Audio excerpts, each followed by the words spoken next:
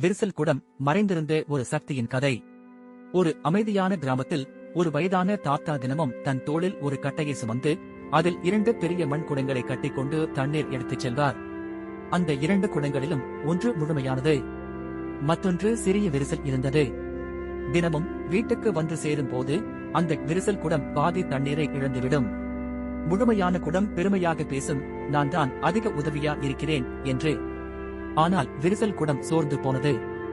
என்னால தண்ணீர் வீணாகுது என நினைத்து வருந்தியது. ஒரு நாள் அது தண்ணீர் கொண்டு வந்த தாத்தாவை பார்த்து சொன்னது, மன்னிச்சுங்க தாத்தா, நான் விரிசல் கொண்ட குடம், உங்களோட உழைப்பை வீணாக்குறேன். அந்த தாத்தா மெதுவாக சிரித்து அன்புடன் பதிலளித்தார், நீ உன் பக்கம் பாதையில் மட்டும் பூக்கள் மலர்வதை கவனிச்சியா? நான் உன்னை பார்த்து அந்த வழியில் விதைகள் போட்டேன். உன்னால் தினமும் அந்த இடம் தண்ணீர் ஊறினால்தான் இப்போ பூக்கள் பூத்து இருக்குது. அந்த குடம் ஆச்சரியமடைந்தது. தன்னுடைய விரிசல் ஒரு குறை இல்ல, அது ஒரு அழகை வளர்த்தது என்பதை உணர்ந்தது.